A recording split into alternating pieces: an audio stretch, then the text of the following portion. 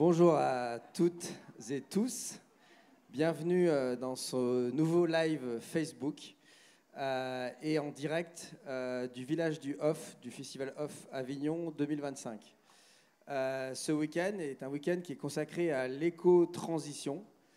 On a cette année la chance d'avoir beaucoup d'invités de marque qui sont importants dans le monde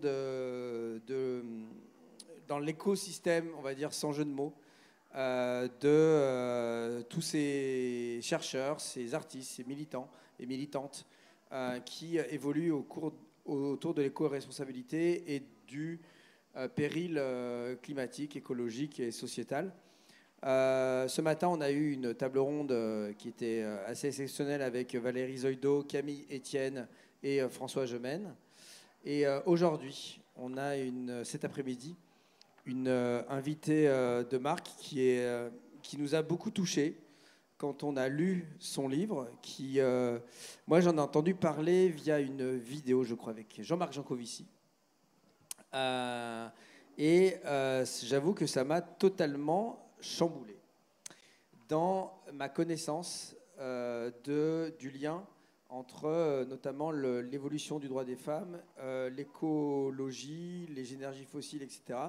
J'avoue que ça m'a sorti de mes schémas et je pense que c'est un travail assez inédit que Vera Nikolski a fait. Et donc du coup, ça nous a paru avec Marie-Claire, qui est donc la responsable éco-transition éco-responsabilité, co-responsable avec Pierre Lambert, de la partie éco-responsabilité au conseil d'administration d'AFSC. Il nous a paru essentiel de présenter ce livre, de donner ces concepts et d'éveiller le débat autour de ces concepts, parce que ça me paraît fondamental dans un endroit où il faut aller à l'action. Et on en parlait ce matin, sans information, sans connaissance scientifique des chercheurs et des chercheuses, on est abreuvé d'informations qui ne sont pas forcément ni rigoureuses, ni dénuées de toute propagande. Et avoir la connaissance, avoir un autre point de vue, avoir des choses qui sont sourcées, qui sont pertinentes, c'est important. Voilà, je vais laisser Vera Nikolski se présenter elle-même. Peut-être Marie-Claire, avant, tu veux dire quelque chose. En tout cas, ce livre s'appelle Féminicène. Il est dans toutes les bonnes librairies, donc il est dans cette librairie là-bas. Et je vous laisse la place. Je vais laisser Vera se présenter. Je rebondirai juste sur une citation après pour lancer le débat. Bonjour à tous. Merci beaucoup, Laurent, pour cette présentation. Et merci pour l'invitation. Je suis très heureuse d'être là aujourd'hui, dans ce haut lieu de culture qu'est le Festival d'Avignon. Alors, effectivement, je suis invitée pour ce livre, Féminicène, que j'ai écrit par ailleurs. Je ne sais pas, est-ce qu'il faut que je vous donne mes palmes académiques, mes lettres de noblesse? Bon, je suis docteur en sciences politiques, voilà, sociologue à la base. J'ai travaillé pendant un moment à l'université et puis actuellement, je suis fonctionnaire parlementaire. Voilà, j'ai passé un autre concours de la fonction publique, donc mon travail est tout à fait déconnecté de ce que j'écris, mais il me donne une certaine liberté intellectuelle pour, dans le temps libre dont je dispose, pouvoir mener à bien des projets plus personnels. Et ce livre en fait partie. Si je peux me permettre, je vais juste prendre une citation du livre qui peut-être permettra après, et je vous invite à le faire, à étayer votre thèse qui est vraiment passionnante. Et je vais donc redonner le titre de cette table ronde. La chaire de Shakespeare, la création artistique au féminin sera-t-elle possible dans une ère post-énergie fossile? Dans votre livre, il est écrit ces phrases. Les lois de la nature ne nous asservissent que dans la mesure où nous ne le comprenons pas. Les comprendre, c'est se donner les moyens de s'en affranchir. La reconnaissance des déterminants biologiques de la domination masculine n'implique donc nul déterminisme. Au contraire, en identifiant les conditions de possibilité de cette domination, elle dessine du même coup, en creux, celle de son dépassement. S'intéresser à ces déterminants n'est donc pas utile seulement du point de vue cognitif, mais encore du point de vue pragmatique ou, pourrait-on dire, militant. Moi, j'aime beaucoup cette phrase. Bon, il y en a plein d'autres, j'en ai souligné 36 dans le livre. Mais voilà, peut-être qu'on pourra y revenir dans votre déploiement de votre thèse. Et vous êtes mieux à même de la présenter, si vous voulez bien. Oui, merci beaucoup, Marie-Claire. C'est une phrase qui fait écho, en fait, enfin, qui est un petit commentaire de ma part de la très célèbre phrase de Engels, que vous connaissez peut-être, qui commente Hegel en disant que la liberté, c'est l'intellection de la nécessité. C'est une phrase un peu sibylline qu'on ne comprend pas très bien, mais ensuite, il explique ce qu'il veut dire. Les déterminismes, quels qu'ils soient naturels, qu'ils soient historiques, qu'ils soient idéologiques, ne nous déterminent que dans la mesure où nous ne les comprenons pas, parce que ne pas les comprendre, c'est ne faire que les subir. Si on prend vraiment conscience de ce que sont ces déterminismes, nous avons plus de chances, alors peut-être pas à 100%, mais beaucoup plus de chances de les contourner ou de les pallier, de les maîtriser. Et donc nous aurons davantage de liberté. Donc c'est un peu pour s'opposer à une opposition pure entre déterminisme et liberté. D'accord ? Tout déterminisme, ça ne veut pas dire qu'on n'a aucune liberté. Si on le comprend bien, on peut quand même avoir une liberté, une certaine liberté en le dépassant. Alors, effectivement, ici, je vais essayer de ne pas présenter mon livre juste tel quel, mais je vais essayer de relier ce que j'ai essayé d'y montrer avec le domaine de la culture, parce qu'on est ici au Festival d'Avignon. Donc, vous êtes peut-être spectateur, vous êtes peut-être vous-même dans les métiers de la culture. En tout cas, je vais essayer de relier ce que je dis à ce milieu, à ces métiers, à ces activités dans le domaine de la culture. Donc, le titre de l'intervention, vous l'avez rappelé. Alors, je vais commencer par le sous-titre. La création artistique au féminin sera-t-elle possible dans une ère post-énergie fossile ? Alors, je sais, à la base, on m'avait demandé de parler des femmes et de la création artistique. Quel rapport, allez-vous me dire, existe-t-il entre ce sujet et les énergies fossiles ? Je vais essayer de vous l'expliquer. Et peut-être parmi ceux qui m'écoutent en ce moment, quelques-uns auront reconnu les premiers mots d'un livre très célèbre, bien plus célèbre que mon livre à moi. Je sais, vous m'avez demandé de parler des femmes et du roman. Quel rapport, allez-vous me dire, existe-t-il entre ce sujet et une chambre à soi ?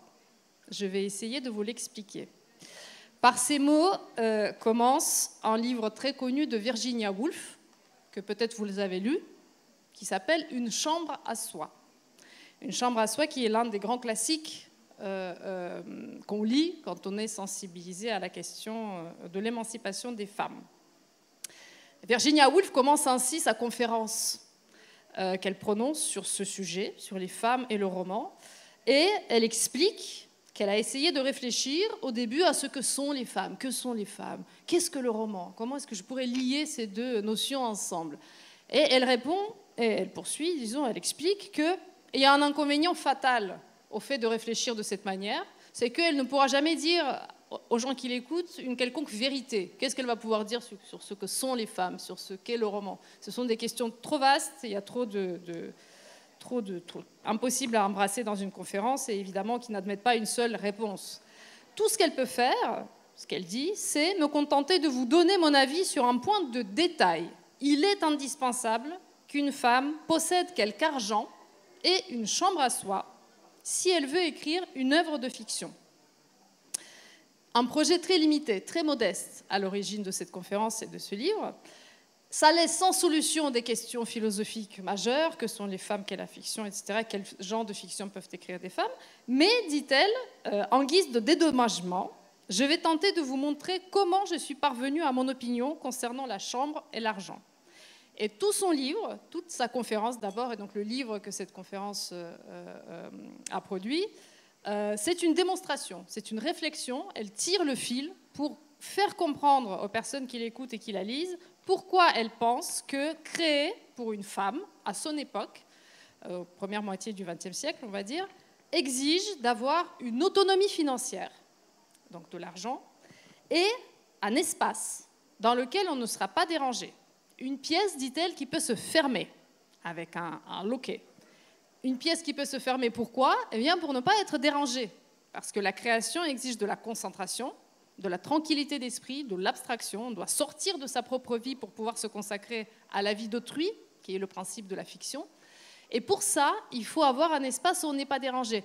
Ou bien, en le formulant autrement, et ça va être important pour moi ensuite, disposer de temps libre.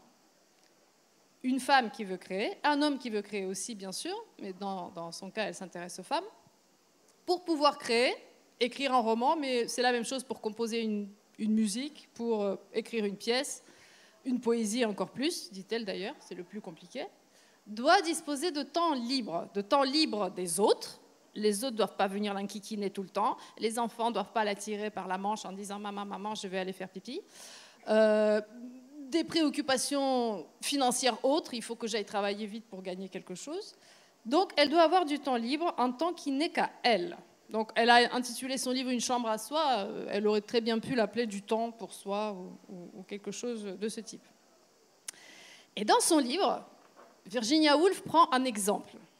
Comme exemple pour expliquer pourquoi, à certaines époques de notre histoire, à toutes les époques en fait de notre histoire, jusqu'à très récemment, une femme ne disposait pas de ce temps libre, de cet espace qui n'est qu'à elle, et de cette autonomie financière.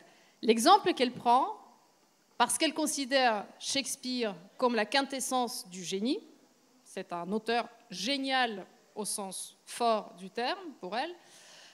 Oui, parce que c'est un livre très libre, elle discute en fait, c'est une espèce de fil de conversation, elle observe les rayons d'une bibliothèque, les livres qui sont dessus, etc. Et donc elle commente. Donc Shakespeare est l'expression du génie pur, et elle essaie de se demander, est-ce que si Shakespeare avait eu une sœur, on ne sait pas s'il en a eu une, ce n'est pas la question, mais en tout cas, elle, c'est la question qu'elle se pose, qu'elle prénomme d'ailleurs Judith Shakespeare. Est-ce que Judith Shakespeare aurait pu écrire des œuvres de fiction aussi géniales que Shakespeare lui-même? Et toute sa démonstration consiste à expliquer pourquoi Judith n'aurait pas pu écrire des œuvres de fiction aussi géniales que Shakespeare, et même pas d'œuvres de fiction du tout. En gros, à cause des conditions sociales, économiques et idéologiques de son époque, voilà, XVIe siècle, qui n'aurait pas pu permettre à Judith Shakespeare de devenir dramaturge. Alors, je viens d'apprendre que La Sœur de Shakespeare est une pièce de théâtre, désormais. Vous le savez, depuis un mois, qui a été créée à Paris, dans un des théâtres parisiens, mais qui n'a pas été jouée à Avignon. Mais la question, paraît-il, avait été considérée. Donc, ça m'a bien fait rire quand je l'ai appris. Alors, La Sœur de Shakespeare est aussi, pour l'anecdote également, alors La Sœur de Shakespeare, elle n'a pas existé. En tout cas, Virginia Woolf prend ça comme un exemple fictif. Mais on peut, par exemple, prendre la sœur d'un compositeur que vous connaissez aussi peut-être, Mendelssohn. Mendelssohn avait une vraie sœur qui s'appelait Fanny Mendelssohn, qui était très douée en musique, peut-être plus douée que son frère d'ailleurs, on ne le sait pas trop, mais Fanny Mendelssohn n'est pas devenue compositrice. Elle jouait très bien, mais elle a fini par jouer dans des salons pour des invités lors des invitations et des fêtes, et c'est donc son frère qui est devenu le compositeur génial que nous connaissons. Alors je ne suis pas du tout Virginia Woolf, je suis très très loin d'être Virginia Woolf, mais à mon très modeste niveau, je vais essayer de vous expliquer le lien que j'établis entre la création au féminin, donc le fait de créer pour une femme, et les énergies fossiles, pour honorer le titre de cette intervention. Et plus largement, au-delà des seules énergies fossiles, avec l'ensemble de la civilisation thermo-industrielle dans laquelle nous vivons tous, vous et moi. Et aussi les implications que ce lien va avoir pour l'avenir. Donc, le monde post-énergie fossile. Je vais partir de cette relation que Virginia Woolf met à nu.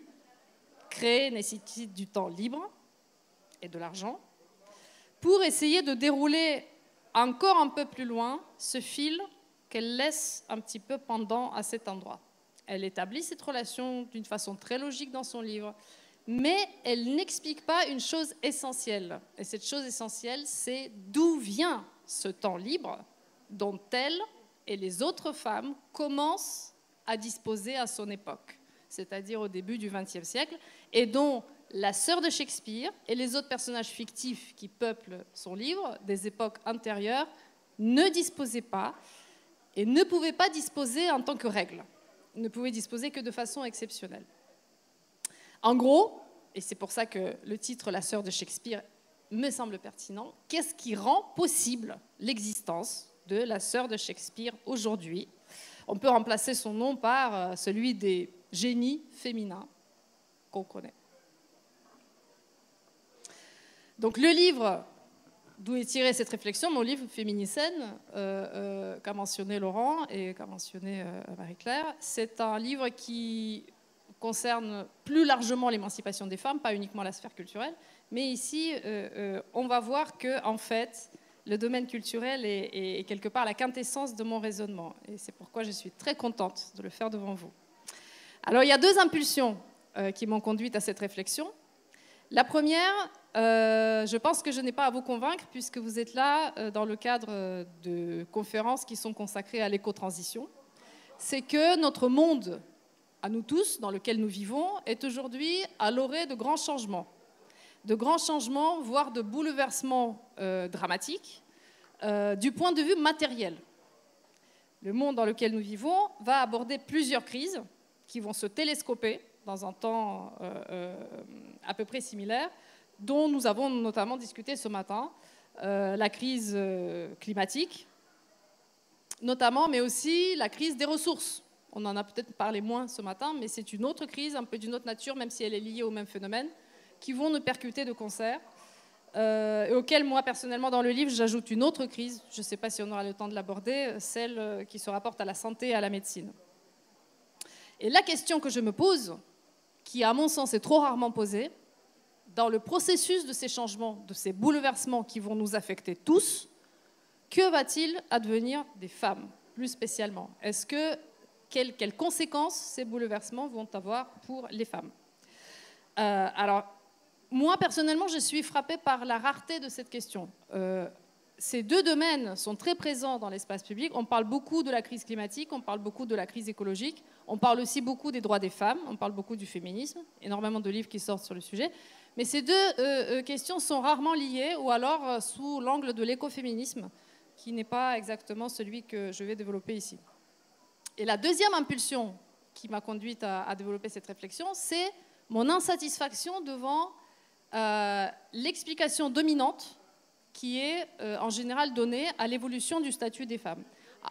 Nous pouvons tous observer le fait que les femmes aujourd'hui n'ont pas le même statut qu'il y a 200 ans, il y a 300 ans, il y a 500 ans.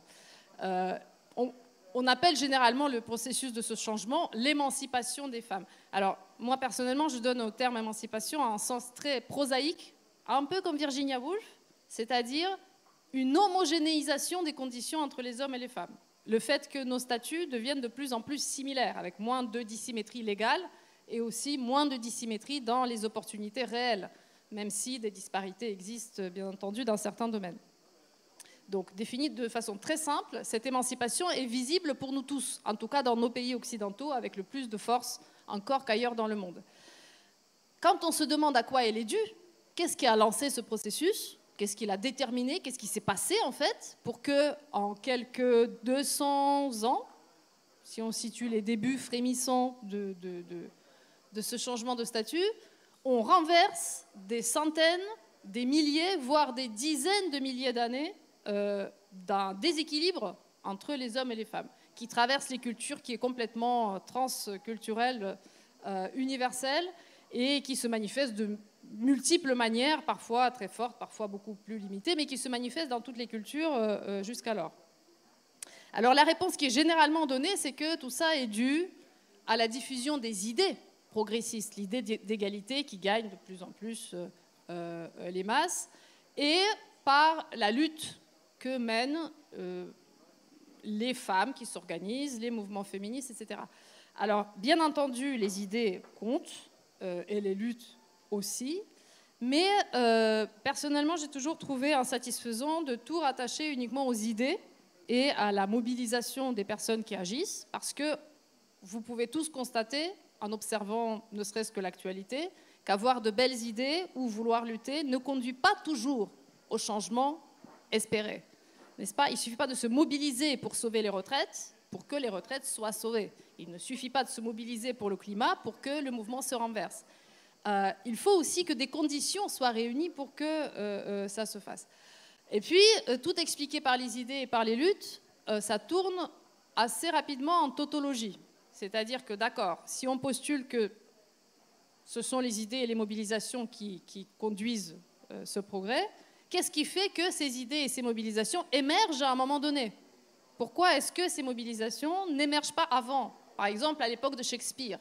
Visiblement, quand on lit la description du quotidien de Judith Shakespeare chez Virginia Woolf, ça n'a pas l'air d'être un quotidien très satisfaisant. Donc finalement, il devait y avoir beaucoup de femmes qui n'étaient pas satisfaites de leurs conditions à cette époque. Et pourtant, rien ne s'est passé à cette époque, ça s'est passé plus tard. Ça s'est passé dans beaucoup de pays à la fois, d'une façon graduelle, d'une façon continue et durable, de telle sorte que ça se présente comme un processus très global, visiblement structurel, qui touche l'ensemble des sociétés occidentales et ensuite de proche en proche d'autres pays du monde. Et il n'est donc pas inintéressant de s'intéresser à des déterminants plus structurels de ce qui se passe. Alors pour ma part, je délaisse un peu le domaine des idées pour m'intéresser aux choses, c'est-à-dire au monde matériel. Qu'est-ce qui change dans notre monde matériel depuis ces quelques 200-250 ans pour que ces changements deviennent possibles, pour qu'ils deviennent désirables, pour qu'ils portent des fruits et pour que l'ensemble de nos sociétés amorcent ce mouvement vers davantage d'égalité entre les hommes et les femmes. Alors quand on se demande ce qui s'est passé dans notre monde depuis 200-250 ans du point de vue matériel, si on se pose la question, qu'est-ce qui a changé? Alors, il y a des gens que j'aime beaucoup, qui ont écrit un livre qui s'appelle... Non, je ne vais pas vous dire comment il s'appelle. Christophe Bonneuil et Jean-François Fressoz, qui... Non, parce que sinon, il n'y a plus de suspense à la fin de la phrase, qui posent cette question que je reprends dans mon livre, et ils disent que c'est très simple. Si on veut répondre à cette question, on peut y répondre très simplement par un seul mot, et ce mot, c'est « tout ». Tout change du point de vue matériel dans nos sociétés depuis 200-250 ans, avec l'entrée dans ce qu'on appelle de plus en plus l'anthropocène. Je ne sais pas si vous êtes familier de ce terme qui est de plus en plus répandu, non seulement parmi les chercheurs, mais aussi parmi les climatologues, parmi les militants, parmi les historiens aussi. Donc, le livre s'appelle « L'événement anthropocène ». Peut-être reclarifions-le juste ce mot pour les personnes qui nous suivent, si elles ne le maîtrisent pas. Oui. Oui, alors l'anthropocène, j'y viens. L'anthropocène, c'est un néologisme qui est formé sur d'autres mots avec le suffixe cène et qui désigne des époques géologiques, Pléistocène, Holocène, etc. Anthropocène, anthropos, l'homme, donc c'est cette époque où l'être humain, par son action sur l'environnement, commence à marquer cet environnement d'une empreinte démultipliée. L'être humain a toujours marqué l'environnement de son empreinte depuis qu'il existe, comme d'ailleurs un peu tous les êtres vivants. Mais il y a un moment où cette empreinte s'accélère prodigieusement. Alors, il y a des débats chez les spécialistes, chez les climatologues, les géologues aussi beaucoup sur si on parle d'anthropocène, à quel moment il faut le faire commencer, etc. Mais pour les historiens, indubitablement, la date charnière, le moment charnière qui marque vraiment l'entrée dans un nouveau monde matériel, c'est la révolution industrielle. La révolution industrielle, c'est un moment où les conditions de vie de l'humanité changent de façon drastique. Si on dézoome, vous savez, on prend des courbes qui caractérisent notre activité en tant qu'humain, la courbe de la production totale de valeur, la courbe de la population, la courbe de la richesse par habitant, la courbe de l'utilisation de l'énergie, on s'aperçoit que pendant le gros de notre histoire en tant qu'espèce, depuis que nous existons, sur des dizaines, des centaines de milliers d'années, ces courbes sont très plates, elles sont presque horizontales. Elle rase le sol. Il y a des petites variations, parfois ça descend, parfois ça monte. Ça augmente tout doucement. Nous sommes très longtemps restés une espèce très peu nombreuse sur la surface du globe, produisant très peu, consommant très peu. Et puis, ça monte un peu. Et puis ensuite, il y a un point où la courbe se casse. De presque plate, elle devient, allez, pas verticale, mais pas très loin, une exponentielle vertigineuse. Et c'est le moment de la révolution industrielle où tout explose. Toutes les courbes partent vers le haut. La courbe de la population, de la richesse par habitant, de la consommation de diverses matières premières, etc. Et toutes ces courbes, elles sont tirées par une courbe qui est la courbe Princeps, comme je dis, la première des courbes. C'est la courbe du recours à l'énergie. c'est le recours accru à l'énergie, aux énergies fossiles, tout d'abord, le charbon, le pétrole ensuite, le gaz, et puis plus tard d'autres sources d'énergie comme le nucléaire, surtout après la Seconde Guerre mondiale, qui conduisent à une explosion de notre productivité et qui nous permettent, en tant qu'humanité, de transformer radicalement le monde matériel qui nous entoure et dans lequel nous allons vivre et dans lequel nous vivons depuis, qui va différer très fortement de ce qu'ont connu nos ancêtres. Alors, ça va changer énormément de choses dans la vie de tous. Pourquoi est-ce que je parle des femmes? Qu'est-ce que ces transformations du monde matériel impliquent spécialement pour elles?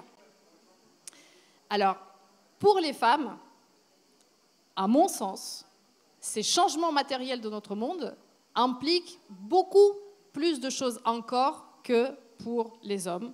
Bon, ça peut se discuter selon les domaines, mais il y a clairement une spécificité de ce que les femmes en retirent.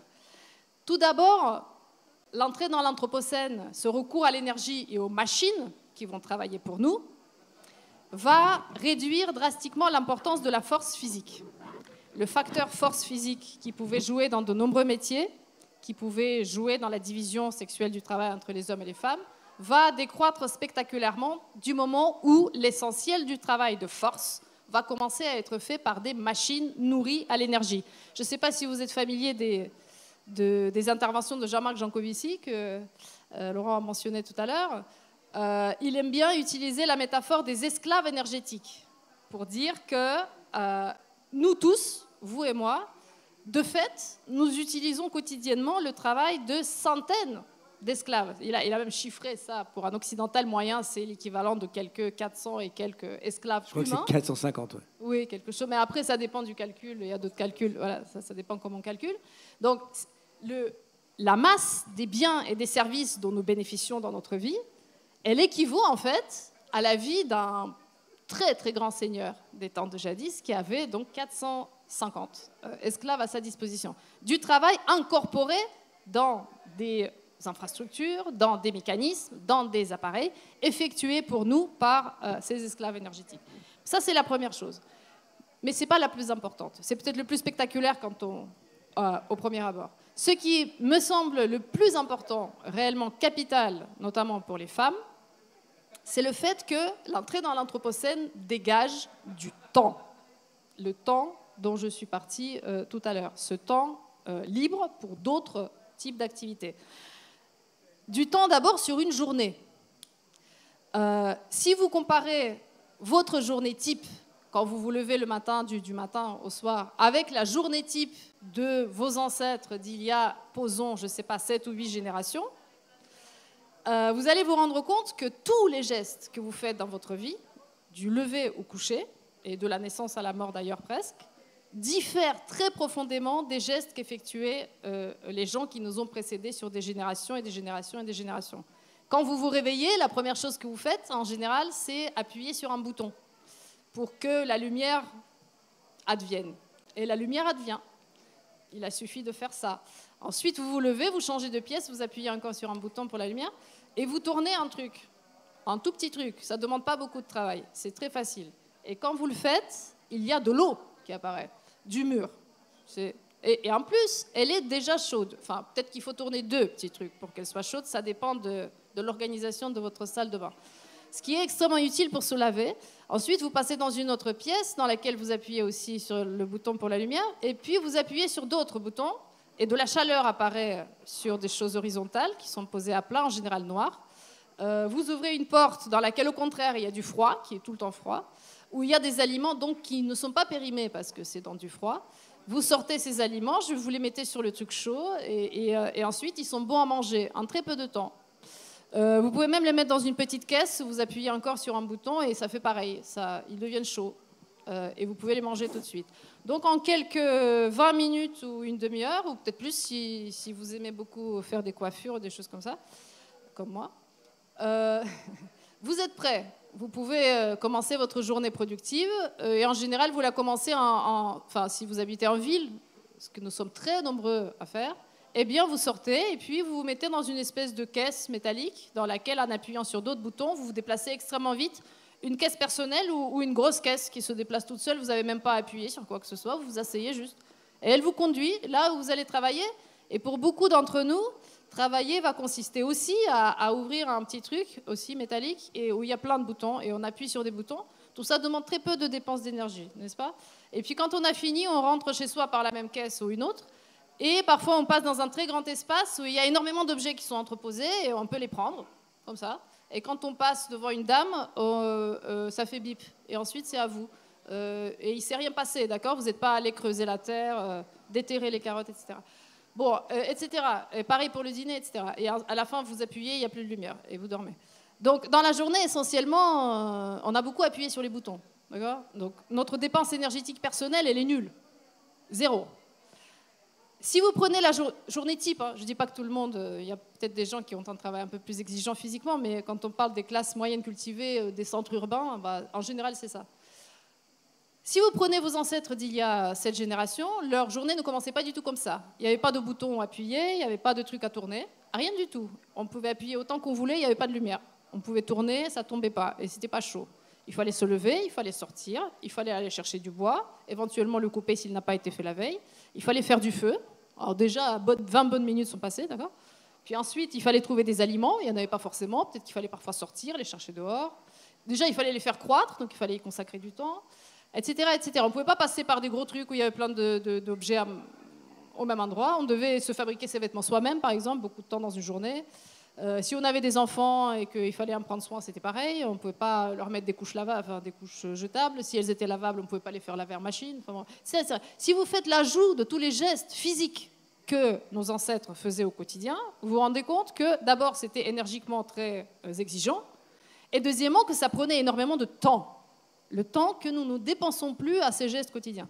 Et alors, historiquement, les tâches liées à ce quotidien, à notre foyer, à la reproduction de la force vivante, étaient dévolues aux femmes. C'était les femmes qui s'en occupaient. Donc pour les femmes, ce temps qui apparaît et qui est dû à la fois à la technologisation du quotidien et aussi à la division sociale croissante du travail qui elle-même est permise par la technique, le fait que ce ne sont plus nous, mais d'autres gens qui font ces actions quotidiennes pour nous, qui font des vêtements, qui préparent à manger, ou en tout cas des choses qui se préparent beaucoup plus vite, qui nous assurent la lumière, qui nous assurent l'eau courante, etc.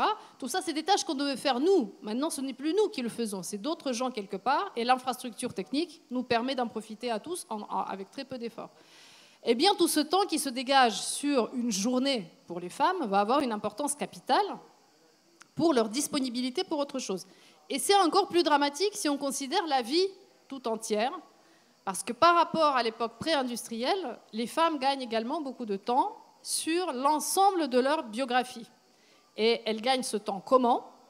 Eh bien là, il faut de nouveau citer Virginia Woolf, qui réfléchit à ce qui a empêché, alors elle prend un personnage fictif, la mère de Mary Seton, la mère de sa copine, elle réfléchit à sa copine Mary, qui avait une mère qui était une femme très bien et qui a élevé 13 enfants. Et donc son mari a fait fortune, je ne sais plus dans quel domaine, et elle n'a pas fait fortune. Et pourquoi n'a-t-elle pas fait fortune? Eh bien parce que, dit Virginia Woolf, produire 13 enfants et faire fortune, ça excède vraiment les capacités d'un être humain du point de vue, tout bêtement, du temps dont on dispose. Pourquoi est-ce que la mère de Mary Seton avait 13 enfants? Pourquoi est-ce que beaucoup de femmes à cette époque avaient beaucoup d'enfants? Eh bien, pour plein de raisons, bien entendu. Mais l'une des raisons essentielles, c'était que les enfants mouraient énormément. Donc d'ailleurs, la Mary Seton en a perdu plusieurs, si je me souviens bien. La mortalité infantile de l'époque pré-industrielle était extrêmement élevée. Ça variait bien sûr selon les régions, les époques, etc. Mais en moyenne, et là je me réfère notamment à l'Atlas de l'Anthropocène de François Gémen, qui était là ce matin, elle était jusqu'au 19e siècle, jusqu'à la fin du 19e siècle, d'environ un enfant sur 2. La mortalité jusqu'à 18 ans, jusqu'à la majorité. Il y avait la mortalité vraiment stricto sensu jusqu'à 1 an, et puis ensuite les autres décès dans les jeunes années. Donc environ un enfant sur 2 arrivait jusqu'à l'âge adulte. Ce qui fait que si on voulait avoir des enfants vivants, on était mécaniquement contraint d'en faire beaucoup plus que 1, bien sûr, beaucoup plus que 2. Et souvent beaucoup plus que 4, parce qu'un enfant sur 2, c'est de la statistique. Si vous n'avez pas de chance, ça peut très bien être 3 ou 4 sur 4, parce que quelqu'un d'autre aurait eu plus de chance que vous. Donc les très grandes familles n'étaient pas uniquement, comment dire, d'abord, ce n'était pas souvent un choix. Deuxièmement, ce n'était pas qu'une question d'idéologie ou d'injonction. C'était une question de survie du groupe. Et c'était aussi une question pour les parents d'avoir quelqu'un qui va les nourrir quand ils seront âgés. Parce qu'à cette époque, la sécurité sociale, les retraites, ça n'existait pas non plus, bien sûr. Donc si vous n'aviez pas d'enfants vivants, eh ben, vous en étiez pour vos frais. La réduction de la mortalité infantile, le fait que les enfants arrêtent de mourir, ça va permettre aux femmes, de façon durable, de façon globale, de façon structurelle, de faire beaucoup moins d'enfants, un peu partout dans le monde, à peu près dans la même temporalité, avec la transition démographique. Et cette mortalité infantile, elle ne baisse pas toute seule, elle baisse sous l'effet des conséquences cumulées de ce même progrès technologique et économique qui démarre avec ces courbes qui partent vers le haut après la révolution industrielle. L'assainissement de l'eau, l'amélioration des récoltes qui fait reculer les famines, et puis surtout le progrès médical qui est une dérivée du progrès scientifique général, l'asepsie, la pasteurisation du lait, les vaccins, et puis pour finir, au début du XXe siècle, les antibiotiques. Donc la mortalité infantile chute de façon continue à chaque coup de ces avancées, jusqu'à atteindre les niveaux très bas que nous connaissons aujourd'hui. Aujourd'hui, 4 pour 1000. C'est récemment repassé à 4. C'était 3,5 pendant longtemps en France. Enfants décèdent avant leur première année, donc comparé aux valeurs d'avant. Nous sommes entrés, avec la révolution industrielle, dans un monde où un enfant qui naît, c'est un enfant qui va vivre, sauf événement exceptionnel, qui va du coup d'autant plus, bien sûr, nous affecter qu'il sera exceptionnel. Donc, qu'est-ce que ça signifie pour les femmes? Eh bien, ça signifie qu'elles peuvent désormais se permettre de faire 2 enfants. Elles peuvent se permettre de faire un enfant parce qu'elles savent, elles peuvent raisonnablement espérer que ces enfants vont vivre. Donc, elles vont pouvoir les faire plus tard et pas commencer trop tôt. En gros, ça va leur permettre de réellement s'approprier ce célèbre slogan « Un enfant, si je veux, quand je veux », qui, encore une fois, à l'époque de Shakespeare, était un peu décalé par ce qui préoccupait les gens, qui était plutôt de garder un maximum d'enfants vivants. Et puis le dernier étage, c'est la socialisation de tout ce qui est lié aux enfants, mais aussi à la vieillesse, qui arrive progressivement au XXe siècle, à la faveur aussi de cet enrichissement de la société et des combats sociaux, qui va permettre la mise en place des retraites, qui libère en fait de la nécessité de faire des enfants à soi. On n'est plus tributaire uniquement de ses enfants pour sa vieillesse, et puis aussi qui va nous permettre d'avoir des enfants qui vont à l'école, qui vont à la crèche, etc., et donc d'être beaucoup plus libres également de notre temps. Et alors, ce qui se passe, c'est qu'en face de ce processus de disponibilité croissante des femmes, il va y avoir la dynamique de l'économie capitaliste qui, elle, va exiger le travail des femmes, qui va être demandeuse de ce travail. Et donc, il va y avoir une rencontre entre cette offre de travail des femmes, nouvelle, à l'extérieur du foyer, bien sûr, et la demande. Et donc, les femmes vont entrer sur le marché du travail, le travail salarié, industriel un peu, mais surtout les services qui sont tirés derrière par l'industrie. Et une fois qu'elles entrent massivement sur le marché du travail, alors elles ne deviennent pas toutes aussi autonomes tout de suite que Virginia Woolf, parce que Virginia Woolf, elle, reçoit un héritage. Et avec cet héritage, elle va avoir une rente, donc elle sera complètement dispensée de travailler et de tout souci financier. Elle peut se consacrer entièrement à son art. Mais les femmes, la majorité des femmes, vont obtenir la possibilité de travailler, de vivre de leur travail, donc avoir cette autonomie financière qui rend aussi la tranquillité de l'esprit possible. Donc voilà pourquoi j'essaie de montrer, voilà pourquoi j'appelle le livre Féminicène, déjà. Vous l'aurez compris, c'est un néologisme sur un autre néologisme. Féminicène par écho à Anthropocène, pour dire que l'Anthropocène, qui a plein de spécificités, a aussi pour caractéristique d'être la première époque où les conditions sont réunies pour que les femmes bénéficient de conditions similaires à celles des hommes. Ce n'est pas entièrement symétrique, bien sûr, mais bien plus proche de celles des hommes qu'à l'époque pré-industrielle. Et alors, évidemment, une fois que, et si, bien sûr, on accepte l'idée que ces transformations matérielles comptent pour avoir ce temps libre et cette égalité des statuts, la question qui se pose, c'est qu'est-ce qui se passe aujourd'hui avec cette base matérielle? Est-ce que cette base nous est assurée? Parce que si quelque chose est la condition de quelque chose d'autre, si vous l'enlevez, c'est un peu comme un château de cartes qui peut tout entier s'effondrer. Et alors, ce qui se passe avec notre monde du point de vue matériel, j'avais commencé par là, et je pense que là-dessus, je n'ai pas à vous convaincre, n'est pas exactement pour nous rassurer. Notre monde aujourd'hui n'est pas exactement dans une phase paisible où ces courbes vont continuer à aller croissantes toujours plus haut. C'est plutôt un plateau sur lequel nous sommes, et un plateau glissant, parce que pour la première fois en des siècles de progrès, on se rend compte que demain sera peut-être plus chaotique, plus pauvre, plus fruste qu'aujourd'hui. C'est-à-dire que ce processus de croissance qu'on croyait infini peut se renverser.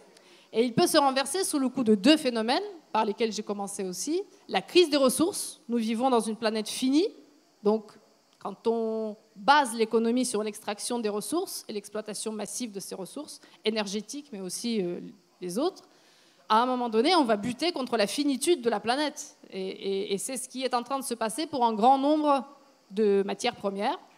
L'énergie, où le pic de production du pétrole, par exemple, est passé.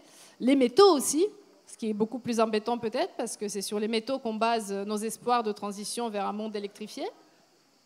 Mais pour faire de l'électricité, il faut du métal. On n'a pas encore appris à en faire sans, ce qui est très embêtant. Je te coupe juste, je vais devoir y aller, j'ai mon spectacle qui va démarrer. Donc, je suis très frustré, parce que j'aurais bien aimé écouter ça jusqu'au bout, mais je suis Marie-Claire avec toi. Très bon spectacle, Laurent. Donc, la crise des ressources, et puis, par ailleurs, la crise climatique, qui, elle aussi, est liée à ce même processus productiviste. C'est-à-dire qu'à force d'exploiter ces ressources, à force de transformer notre monde matériel, qu'est-ce qu'on a obtenu? Eh bien, on a déstabilisé notre environnement par cette débauche d'énergie qui nous a permis d'en arriver là. C'est-à-dire que ce que j'essaie de montrer, c'est que c'est un processus qui est dialectique. Il n'est ni bon ni mauvais uniquement. Il est à la fois très bon, entre guillemets, pour plein de choses, notamment pour le temps qu'il dégage pour nous, pour faire d'autres choses. Mais d'autre part, c'est lui aussi qui est responsable des conséquences négatives que nous observons. C'est l'un et l'autre en même temps, ce qui est extrêmement problématique, parce qu'on ne sait pas très bien comment se positionner, du coup, par rapport à ce phénomène. Donc l'avenir matériel de notre monde est aujourd'hui grandement menacé. Il est fragile, et très probablement, ces deux crises qui vont se percuter, parce qu'elles vont arriver à peu près dans la même temporalité, ressources et puis aussi déstabilisation des conditions beaucoup plus rudes, des conditions de production beaucoup plus défavorables, eh bien, elles vont nous frapper à peu près au même moment, et nous allons en subir des conséquences sur notre mode de vie, sur notre confort quotidien, sur tout ce que nous faisons dans notre vie. Et alors, on en a parlé tout à l'heure, des solutions, est-ce que des solutions existent? Bon, c'est une vaste question, mais en tout cas, pour le moment, on n'est pas sur une trajectoire d'évitement. On fonce droit devant. Alors, qu'est-ce que ça signifie pour les femmes, encore une fois? Alors, dans ma vision, si on accepte que cette base matérielle compte pour leur disponibilité pour les autres activités sociales que juste les activités domestiques, ça n'augure de rien de bon. D'abord parce qu'un monde plus pauvre, plus contraint en ressources, est un monde plus violent. Là aussi, dans l'Atlas de l'Anthropocène, il y a des développements très intéressants sur la probable multiplication des conflits, des luttes pour les ressources qui vont résulter tant dans un pays qu'à l'échelle internationale, qui vont résulter de ces transformations. C'est un monde où les migrations vont augmenter drastiquement, et avec l'immigration, l'instabilité et là aussi la lutte pour les ressources sur place. C'est un monde qui, du coup, à cause des problèmes de production, à cause des problèmes de migration et de violence, qui risque d'avoir des États qui sont affaiblis, donc qui peut-être auront moins de moyens, moins de latitude pour faire respecter les droits, notamment les droits des femmes qui en font partie. Et puis c'est un monde dans lequel la production industrielle, la production agricole risque d'être très gravement affectée, notamment dans certaines régions. Et là, tout un ensemble de droits dont nous disposons, notamment dont les femmes disposent, risquent de devenir des sons vides. C'est-à-dire que les droits peuvent rester, mais leur effectivité ne sera plus assurée. L'exemple que j'aime bien prendre, c'est l'exemple de la pilule. qui est emblématique du droit à disposer de son corps, qui a été gagné dans la deuxième moitié du XXe siècle. La pilule, la contraception, on va prendre la pilule, mais on peut transposer ça sur plein de choses. C'est un droit, on est d'accord? Mais c'est un droit qui est effectif parce que le matin, quand vous descendez à la pharmacie, enfin les femmes, que vous voulez exercer votre droit, vous demandez la pilule au pharmacien, le pharmacien vous la sort de sous son comptoir.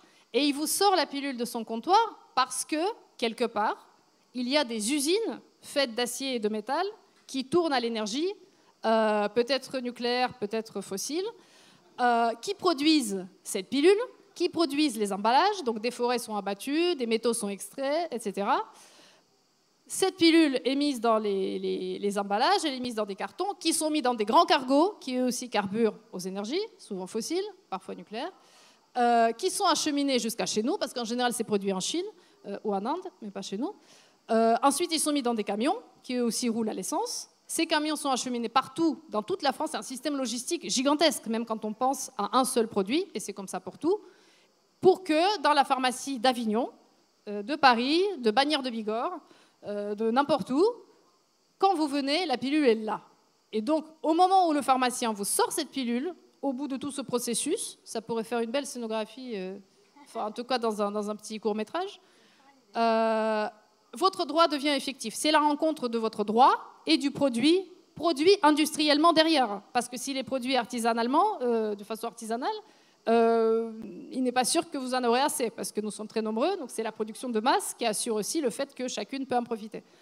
Bon, si maintenant vous supposez que toute cette belle logistique se grippe, parce que son fonctionnement matériel n'est plus assuré, il n'y a plus d'énergie, ou plus assez d'énergie pour faire tourner l'usine, il n'y a plus assez d'énergie pour faire transporter le cargo, la Chine décide de garder les pilules pour elle, parce qu'on ne sait jamais, elle en a besoin aussi, parce que la distribution ne se fait pas dans les bonnes conditions, eh bien, vous arrivez le matin, vous avez toujours le droit à la contraception, vous demandez votre pilule, et la pilule n'est pas là. Donc votre droit, il est toujours existant, il est là le droit, mais le produit n'est plus là en face. Donc votre droit devient vide. C'est ça l'idée devant le fait que les droits peuvent exister, mais il faut qu'ils soient aussi effectifs. Donc, tout ça pour dire qu'en cas de dégradation substantielle, non pas locale pour quelques années ou relative, mais de grosses dégradations qu'on envisage parfois dans les scénarios les plus négatifs, qu'on qualifie parfois d'effondrement de cette civilisation thermo-industrielle, tout un ensemble de biens qui concourent à notre confort, mais aussi à la possibilité de statut plus égalitaire entre les hommes et les femmes, risquent d'être privés de leur substance.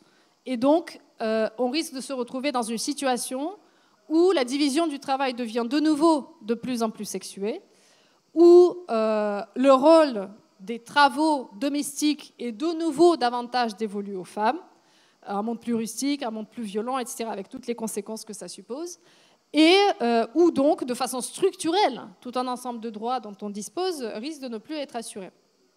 Et alors, pour conclure, je voudrais revenir sur le sujet, enfin, l'intitulé exact de cette conférence ici, donc le sujet précis en lien avec la création artistique. Alors, l'égalité entre les hommes et les femmes, en un sens, est en luxe, d'après ce que, en tout cas dans la vision que j'en ai, en luxe au bon sens du terme. En luxe au sens où elle est adossée à un monde stable, avec un état de droit qui garantit l'exercice des droits, un monde dans lequel l'économie fonctionne et un monde dans lequel la violence est contenue.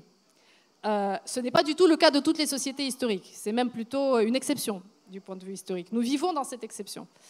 Mais la création artistique est une sorte de luxe aussi.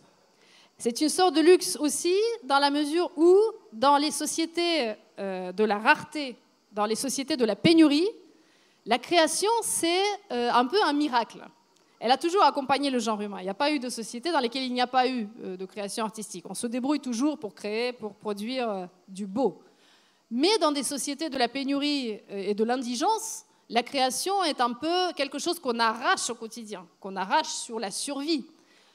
Et notamment l'existence de toute une classe de personnes qui se consacrent uniquement à la création, de façon professionnelle, comme le font les créateurs, comme le font les artistes, comme le font les comédiens, les musiciens, etc., c'est, entre guillemets, un luxe des stades supérieurs de la civilisation matérielle. Pourquoi? Parce que ça veut dire que la société dégage suffisamment de ressources pour pouvoir en faire profiter des personnes qui vont lui apporter autre chose, qui vont lui apporter des biens symboliques. Mais dans une société où la survie n'est pas garantie, eh bien, cette possibilité, elle n'est plus assurée, parce que la vaste majorité des personnes doit contribuer à la survie physique du collectif. Donc, en gros, les métiers de la culture, les producteurs de culture, les producteurs d'art, du beau, risquent d'être parmi les premières victimes de la contraction de la diversité des activités sociales qui peut résulter d'un monde plus fruste, plus dur du point de vue matériel. Et donc, en fait, d'une certaine manière, les femmes et les créateurs ont partie liée. Ils font partie tous les deux des publics qui seront touchés en premier par ces transformations négatives si elles adviennent. Donc, les femmes créatrices qui cumulent les deux statuts, en quelque sorte, sont en danger doublement. C'est vraiment un peu la quintessence de ces risques que j'essaie de mettre au jour. Donc, tout ça pour dire, si j'ai un message à transmettre, c'est qu'il me semble que ce danger matériel que j'essaie de décrire n'est pas souvent perçu comme tel. Quand on se demande sur ce qui peut affecter les droits des femmes dans l'avenir, sur ce qui peut fragiliser le statut des artistes ou la place de la culture dans notre monde, on pense toujours en premier aux idées, aux idéologies. Tout comme pour l'avènement en fait, de l'émancipation des femmes, ce par quoi j'avais commencé. On pense en premier à de l'idéologie conservatrice, par exemple, à des mouvements ultra-religieux, à des transformations du type vraiment idéologique, idéal, qui vont venir discréditer la culture, la reléguer au second plan ou remettre les femmes au foyer, etc. Ces dangers, bien sûr, existent. On peut les observer dans de nombreux pays, à de nombreuses occasions, etc. On en a parlé aussi ce matin. Cependant, ce ne sont pas les seuls. Et il me semble que le danger matériel que je décris est un peu un cran au-dessus.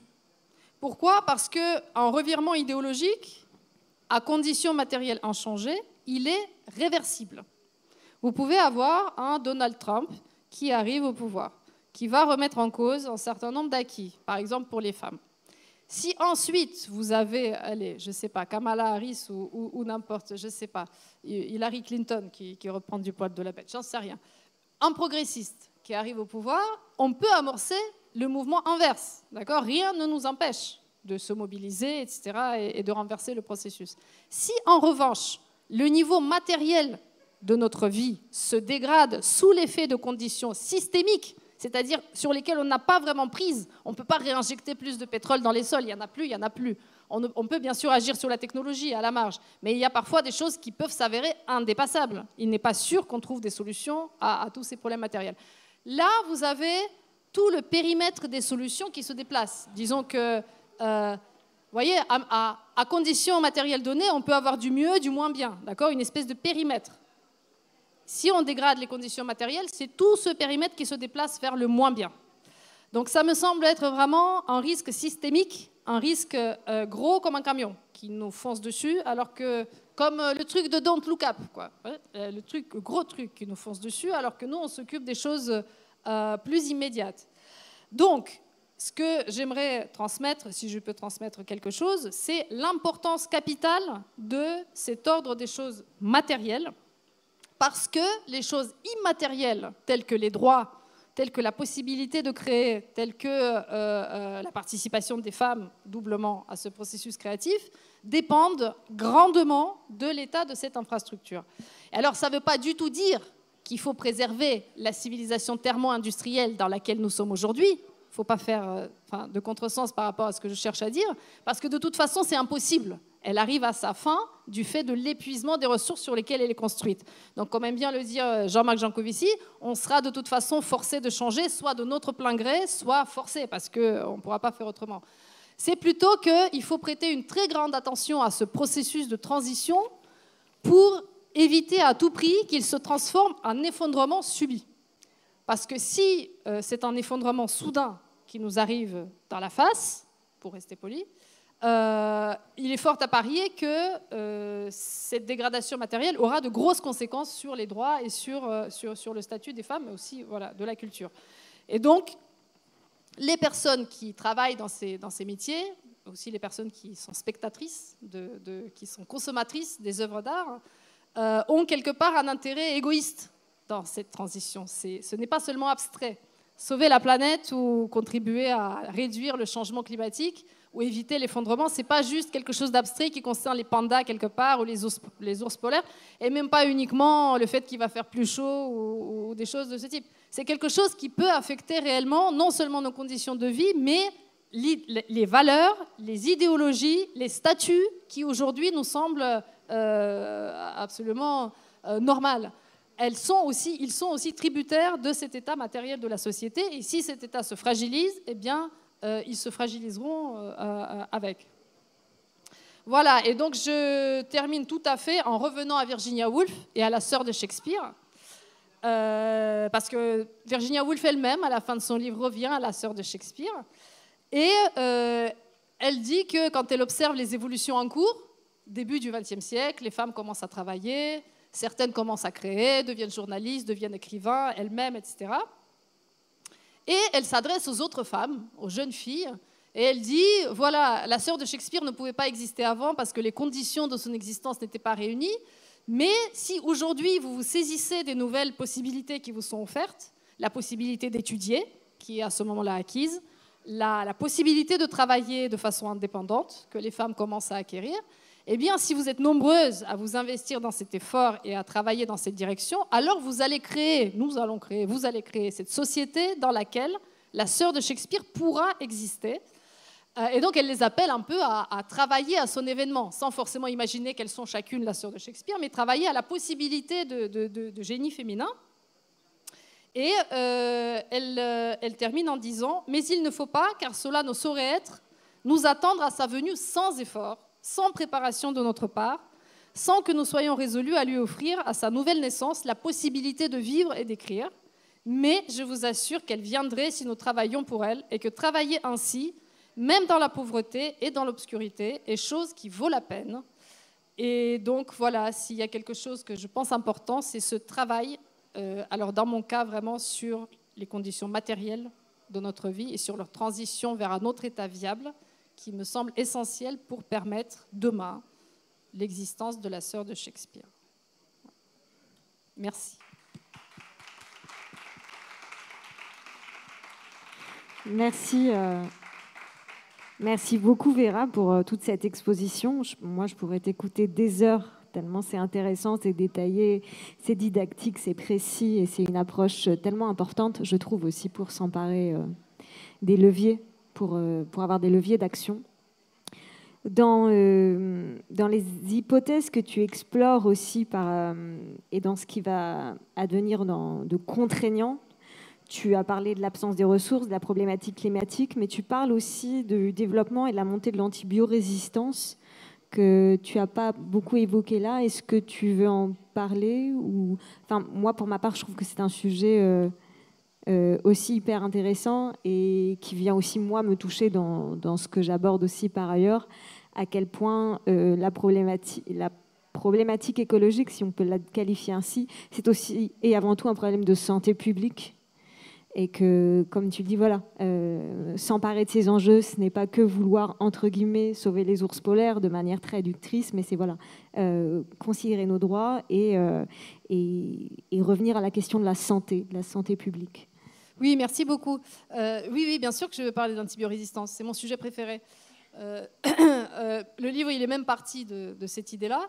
En fait, c'est pour vous rendre encore plus pessimiste que vous ne l'étiez s'il y avait besoin, parce que tout à l'heure, j'ai parlé de ces deux crises qui vont probablement se télescoper, la crise des ressources et la crise climatique dont on a aussi beaucoup parlé ce matin. Et vous voyez la difficulté à renverser la machine. Tout à l'heure, la question principale, c'était oui, mais comment faire en fait? Ça ne marche pas, rien ne semble marcher. À côté de ces deux crises, il y a une troisième crise qui, moi, personnellement, me semble vraiment très importante. Et alors, elle est liée aux deux autres, mais elle n'en est pas exactement la conséquence. Elle en est plutôt la métaphore. c'est la crise de la santé publique et notamment de l'antibiorésistance. La diminution de la mortalité infantile dont je vous ai parlé tout à l'heure, qui a eu une importance capitale dans la possibilité pour l'humanité à réduire le taux de fécondité, c'est-à-dire de faire moins d'enfants par femme, cette baisse de la mortalité infantile, elle a eu plein de déterminants que j'ai énumérés tout à l'heure, et les antibiotiques ont été le dernier. C'était le dernier étage. Bon, il y a la néonatologie aussi, les soins intensifs, mais les antibiotiques, ça a été la dernière chute brutale. Au début, oui, les années 20-30, on était encore en France à 70 pour 1000 d'enfants qui mouraient avant leur première année. 70 contre 4, d'accord? Donc ça, c'est essentiellement les antibiotiques. Les antibiotiques qui viennent mettre la balle finale aux maladies infectieuses, notamment infantiles. Les maladies infectieuses aujourd'hui, c'est, je ne sais pas, vous attrapez une angine, vous attrapez même une pneumonie, vous attrapez des choses qui sont extrêmement banales, une rhinopharyngite par n'importe quel virus qui se surinfecte après, des choses extrêmement banales qui arrivent à tous les enfants du monde. Et quand ça vous arrive, qu'est-ce que vous faites? Enfin, si vous avez des enfants, eh bien, vous allez voir leur médecin traitant et le médecin vous prescrit du Clamoxyl ou autre chose, n'est-ce pas? Amoxicilline souvent, Orelox ou autre. Vous allez en pharmacie, vous prenez ça, c'est un sirop à la banane ou à la fraise. Et les enfants aiment beaucoup ça, ils mangent son sirop et qu'est-ce qu'il fait? Après-demain, il va à l'école, ou même peut-être le jour même d'ailleurs, parce que ça va aller. Il y a 200 ans, il y a 100 ans, un enfant qui avait de la fièvre, qui avait une infection bactérienne, il n'avait pas de sirop à la fraise et il allait peut-être mourir. Une infection de ce type était parfois mortelle. C'est quelque chose qu'on a peine à imaginer aujourd'hui. C'est devenu tellement banal de se dire à un enfant qui est malade, oh ben Clamoxyl, enfin bref, ou n'importe. En tout cas, un enfant qui a une rhinopharyngite ne risque rien, d'accord? On est tranquille, on n'est pas dans des maladies graves. C'était des maladies graves avant. Toutes les maladies infectieuses, y compris celles éliminées par la vaccination massive, mais aussi des maladies aussi banales que celles-ci, étaient des maladies graves. Les antibiotiques ont été cette balle magique. Elles ont été cette balle magique, un peu comme le pétrole a été une balle magique pour nous sortir d'un grand dénuement et transformer radicalement notre confort. Le problème, c'est que les antibiotiques, c'est un peu comme le pétrole. À force de l'utiliser beaucoup, eh bien, on en vient à l'épuiser. C'est-à-dire que les antibiotiques, chaque antibiotique, à peine trouvé, dans quelques décennies, et parfois même moins, rencontre du côté des bactéries de l'antibiorésistance. Parce que les bactéries sont des petites bêtes très adaptables, qui sont très vieilles, elles ont des milliards d'années, contrairement à nous, et elles se sont adaptées à plein de trucs. L'adaptation est très rapide chez elles, elles se multiplient extrêmement rapidement et s'adaptent très rapidement au changement du milieu. Donc, chaque antibiotique rencontre en face une antibiorésistance. On invente un nouvel antibiotique, nouvelle antibiorésistance, nouvel antibiotique, etc., etc., etc. Sauf que, depuis une vingtaine, trentaine d'années, on ne développe plus vraiment de nouveaux antibiotiques. Le développement de nouveaux antibiotiques s'est arrêté parce qu'il est devenu peu rentable. Il est devenu peu rentable pour des tas de raisons dans lesquelles on ne va pas entrer ici. Mais notamment parce que l'antibiorésistance se développe et qu'on relègue souvent l'usage des antibiotiques les plus massifs au seul emploi hospitalier. C'est-à-dire que les entreprises pharmaceutiques hésitent à développer de nouveaux antibiotiques parce qu'elles savent que ces nouveaux antibiotiques seront réservés au dernier recours et donc ça sera très peu d'utilisation finalement, donc ça ne sera pas rentable parce que ce qu'elles veulent, c'est bien sûr des médicaments qui sont utilisés par toutes et tous, si possible tous les jours. Bref. Peu de nouveaux antibiotiques en développement et l'antibiorésistance qui monte avec des bactéries qui deviennent multirésistantes à l'ensemble des médicaments existants. Aujourd'hui, c'est quelques 1,5 million de morts dans le monde par an qui sont dus directement ou indirectement à l'antibiorésistance. Et à horizon 2050, on s'attend à... alors, c'était 10 millions à la base, mais ça sera certainement beaucoup plus parce que ça se développe beaucoup plus vite que les prévisions. Bref, c'est un très très gros problème de santé publique. Et alors, ce qui m'intéresse dans cette réflexion, c'est que nous allons entrer dans le monde de demain, probablement sans ce médicament miracle, à moins qu'on développe là une alternative différente. Alors que le monde de demain sera aussi un monde dans lequel les maladies infectieuses risquent de faire le grand retour. Pour plein de raisons aussi. D'abord parce que les zoonoses se multiplient, parce qu'on attaque de plus en plus des habitats de vivants, comme vous le savez. Enfin, on ne sait pas avec certitude ce qui a provoqué la rencontre avec le virus du Covid, Mais l'une des théories, c'est que c'est par la déforestation qui est responsable de notre empiètement sur des habitats d'animaux porteurs de ce virus. C'est le cas de beaucoup d'autres virus dormants dans la biosphère terrestre qui, si on continue ce mouvement-là, vont entrer aussi en contact avec les êtres humains. Parce qu'en fait, la majorité des maladies infectieuses sont des zoonoses. Elles apparaissent au moment de la révolution néolithique, quand on domestique le bétail. On domestique le bétail, on commence à dormir avec les vaches, les moutons, les poules, etc. Et c'est de ces animaux que nous avons hérité la plupart des virus qui nous poursuivent depuis. Bon. Donc ça risque de se multiplier. Il y a le réchauffement climatique qui pousse vers le nord des tas d'espèces qui transmettent des maladies à transmission vectorielle, comme les moustiques, etc. Enfin, vous connaissez toute cette problématique-là. Et puis, encore une fois, un monde plus fruste, plus manuel, moins technologisé, avec moins d'énergie. C'est aussi un monde dans lequel la traumatologie risque d'augmenter. Plus de travaux manuels, plus de traumatologie. Et traumatologie dans un monde où les antibiotiques ne sont pas efficaces, c'est parfois septicémie, etc.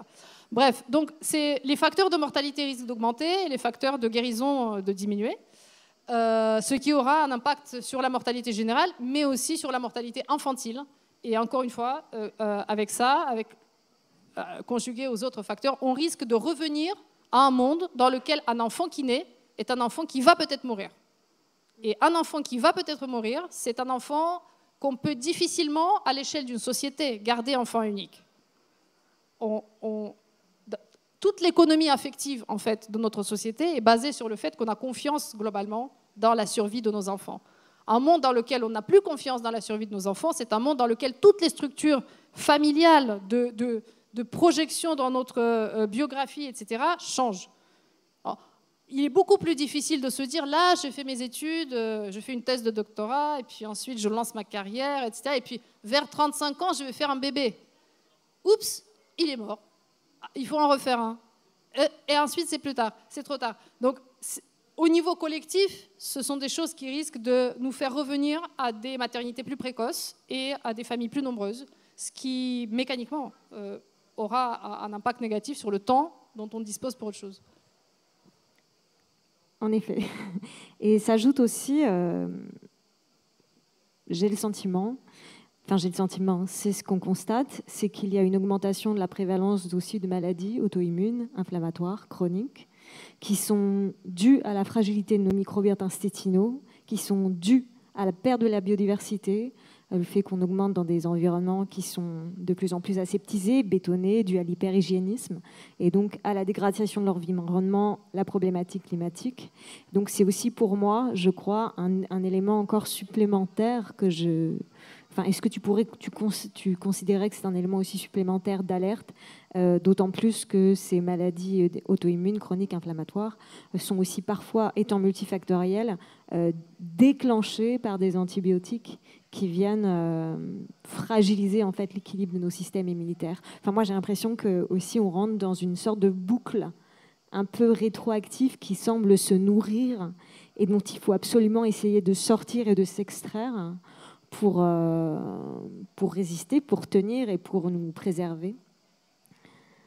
Alors, moi, je dirais que c'est dialectique, comme plein de choses. Dialectique au sens où c'est un phénomène de son contraire en même temps. Il y a des maladies qui sont très caractéristiques de nos sociétés prospères, qui sont paradoxalement dues à notre niveau de confort et à notre niveau de consommation, et même à notre niveau de soins médicaux. Par exemple, alors l'explosion des cancers est due à plein de choses, notamment les choses dont tu parles, l'exposition à des perturbateurs endocriniens, la nourriture transformée, etc., les polluants éternels, etc. Mais il y a aussi une partie des cancers qui surviennent tout simplement parce que nous vivons plus longtemps. Et nous vivons plus longtemps parce que nous sommes globalement mieux soignés. Vous avez aussi, par exemple, l'obésité et la dépression, qui sont les deux maladies du siècle, comme on dit, dont le taux est incomparable avec celui des époques pré-industrielles. Et une partie de ces maladies risque de reculer, en fait. Si on passe à un monde plus dur, plus manuel, moins technologisé, moins médicalisé, une partie de ces maladies va reculer. Dans un monde davantage soumis à la famine, il y a moins d'obésité. C'est mécanique. Il y a aussi moins de dépression, parce que les situations de stress empêchent la dépression. Ça ne veut pas dire qu'on vit bien. Absence de dépression, ça ne veut pas dire qu'on est joyeux. C'est juste que ça ne s'exprime pas du tout de cette manière. Vous savez, les guerres, c'est le moment où il y a le moins de suicides. Personne ne se suicide pendant la guerre, parce qu'on meurt à la guerre. Parce qu'on est très mobilisé pour la survie.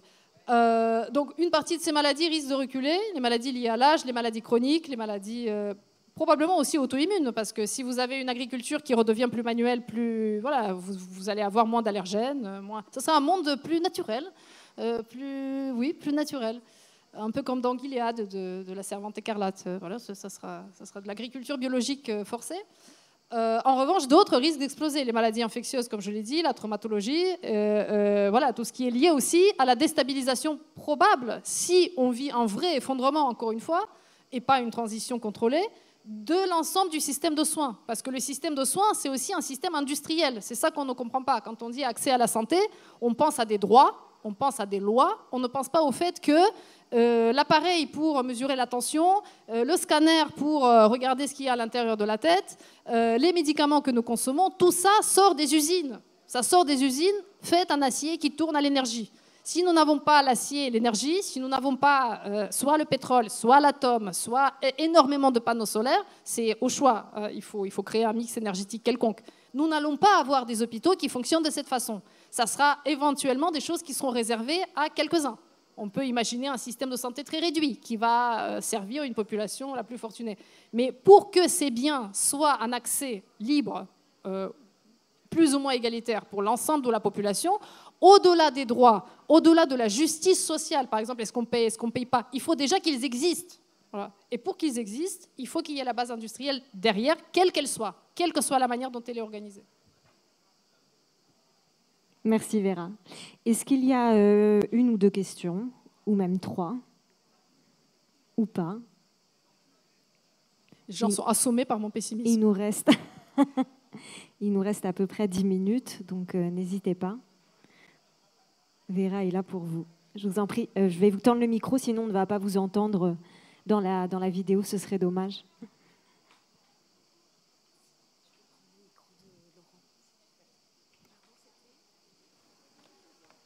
Merci beaucoup pour votre intervention. En fait, j'aimerais savoir, vous dites que donc, les droits et leur exercice en fait, dépendent des conditions matérielles. Est-ce qu'il est possible, enfin ça c'est plutôt à mon avis une analyse marxiste et je suis d'accord avec elle, mais est-ce qu'il est possible peut-être de modifier en fait cette relation et d'établir les droits et leur exercice sur un autre pilier que les conditions matérielles? Je pense par exemple à des conditions spirituelles ou autres. Et une deuxième chose, c'est que la prospective, elle est possible justement parce que vous faites baser le droit et son exercice sur des conditions matérielles et qu'on peut, estimer en fait cette évolution des conditions matérielles, alors que pour des conditions idéales, c'est beaucoup plus difficile de faire une prospective, quoi. Enfin, oui, bien sûr. Alors je réponds par la fin peut-être. Vous avez entièrement raison. D'abord, je ne suis pas du tout Madame Soleil, donc je ne cherche pas à dire que ce n'est pas une prophétie ce que je raconte. Je suis un peu obligée de le présenter comme ça pour synthétiser, mais en réalité, c'est plutôt des alertes, en fait. Ce sont des points qui me semblent présenter des risques et sur lesquels j'essaie de sensibiliser, plutôt que des prédictions. Ça se passera comme ça se passera comme si. Personne ne peut prévoir comment ça va se passer, évidemment, mais il me semble que si les scénarios les plus négatifs se réalisent, il y aura un certain nombre de conséquences que j'essaie de présenter. Donc c'est plutôt dans ce registre-là que j'essaie de réfléchir. Alors est-ce qu'on peut imaginer que nos droits et les mentalités ne dépendent pas des conditions matérielles et dépendent plutôt des conditions d'elles-mêmes, en fait, des conditions spirituelles, qu'elles se perpétuent par elles-mêmes? C'est un peu ça. Alors c'est une question intéressante et j'aimerais bien croire ce que vous dites. Il me semble que quand on regarde l'histoire, on ne rencontre pas d'exemple où les idées soient déconnectées des conditions dans lesquelles les gens vivent.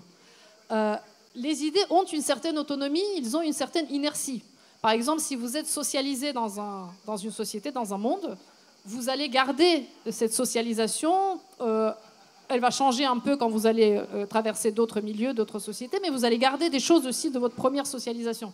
On a par exemple des personnes qui, quand ils vivent des changements brutaux au milieu de leur vie, par exemple de passage de révolution ou d'exil, qui ont du mal à s'adapter parce qu'elles gardent les habitudes, les réflexes, les représentations, les valeurs de leur société où ils ont été socialisés. Donc il y a une inertie. Mais à mon sens, c'est une inertie, les sociologues diraient une hystérésis. C'est la même chose. Cette inertie, elle ne survit pas à une génération. C'est-à-dire que vous allez garder les réflexes parce que vous avez été socialisé de cette façon. Ça va toujours vous sembler naturel. Mais si les conditions changent réellement, pas juste un peu dans des détails, mais changent drastiquement et vous obligent à vivre complètement différemment, la génération suivante qui va naître dans ces nouvelles conditions, elle va s'adapter à ces nouvelles conditions, ne serait-ce que pour ne pas devenir folle. L'être humain doit trouver des justifications à ce qui lui arrive. Imaginez que vous ayez une représentation très égalitaire. Les hommes et les femmes sont égaux et doivent avoir exactement les mêmes droits comme nous avons, je pense, à peu près tous ici aujourd'hui. Parce qu'avec plus ou moins du succès, on peut vivre de cette manière sans trop de frustration, n'est-ce pas ? Imaginez que votre monde change complètement et que vous vous retrouvez dans une situation où les femmes doivent de nouveau faire beaucoup plus d'enfants. Pas demain, mais dans 2, 3 générations, n'est-ce pas ? Où le travail est beaucoup plus manuel, donc il est beaucoup plus divisé, il y a de nouveau beaucoup plus de séparation entre les activités selon le sexe, etc. L'être humain a besoin de rationaliser ce qui lui arrive. Il va y avoir bien sûr des gens qui vont rationaliser ça en disant que c'est injuste. Mais en général, la plupart des gens essaient de trouver plutôt des justifications. Si c'est comme ça, c'est que bon, c'est bien aussi, et de trouver des manières de vivre avec. Et en général, les mentalités s'adaptent après un temps de latence, qui est d'ailleurs très traumatique, très douloureux, très traumatisant pour les personnes qui le traversent, surtout s'il est brutal, s'il est subi. Donc, à mon sens, en cas de vraie dégradation, de vrai changement des conditions, c'est certain que les mentalités vont suivre avec du retard dû à cette adaptation, tout comme elles ont suivi cette amélioration et que les nouvelles idées ont prospéré sur le terreau de leurs possibilités. Effectivement, alors vous avez dit marxiste. Oui, c'est marxiste au sens très modeste du terme, c'est-à-dire au sens matérialiste, au sens propre. Matérialiste au sens de l'attention donnée aux choses, au matériel et à la matière, en ce que cette matière nous limite. Elle ne nous détermine pas, parce que sur le même état matériel, il y a plein d'options possibles, mais elle limite elle dessine un périmètre en dehors duquel on ne peut quand même pas sortir. C'est multiple, mais ce n'est pas infini. Beaucoup de choses sont possibles, mais tout n'est pas possible. Merci Vera. Est-ce que vous auriez une autre question ? Une autre interrogation ?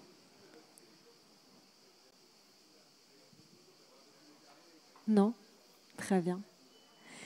Merci beaucoup Vera pour ce temps. Est-ce que tu voudrais terminer par une note, un message On est sur le Festival d'Avignon, il y a 1700 spectacles. Je ne sais pas la proportion de spectacles écrits par des femmes, créés par des femmes. Mais je peux terminer sur une note un peu différente en fait, parce que tout à l'heure, pour le monde, à destination, disons, des gens qui sont dans les métiers de la culture, j'ai un peu dit ce que j'avais à dire, notamment à la fin, sur l'importance pour eux de ces changements, l'importance personnelle en fait de ces changements pour eux. Mais plus globalement, alors, dans le livre que j'ai écrit, je propose aucune solution miraculeuse pour éviter tout ça, etc. Je suis plutôt pessimiste en fait. En revanche, il y a quelques pistes qui me semblent intéressantes pour la société dans son ensemble et pas tellement pour le monde de la culture, qui peuvent apporter, qui peuvent contribuer à rendre cette transition moins traumatisante du point de vue de ses retombées sur les droits et sur les mentalités, et puis qui peuvent aussi, qui moi m'apparaissent cohérentes du point de vue des personnes qui se sentent engagées. Aujourd'hui, quand on réfléchit aux droits des femmes, on pense avant tout à la sphère juridique, normale, droit des femmes, et à la sphère des mentalités. Et les combats qu'on mène, les mobilisations, le militantisme, etc., se rattachent en général à ces deux sphères. On va œuvrer pour changer les lois, par exemple introduire de nouveaux droits. Bon, les lois d'égalité formelle sont belles depuis belle lurette dans notre législation, mais on va introduire de nouveaux droits, par exemple la parité en politique pour favoriser les femmes dans tel ou tel domaine. Et puis, on va traquer les entorses aux droits, où est-ce qu'on ne les respecte pas, pour mieux les éliminer. Et puis, on va essayer d'agir sur les mentalités. Donc, on va mettre au jour des comportements inadéquats, on va chercher à faire honte aux personnes qui se conduisent d'une manière qui enfreint, qui empiète sur la liberté des femmes, etc., en essayant de sensibiliser les gens à la nécessité de se conduire de manière civilisée.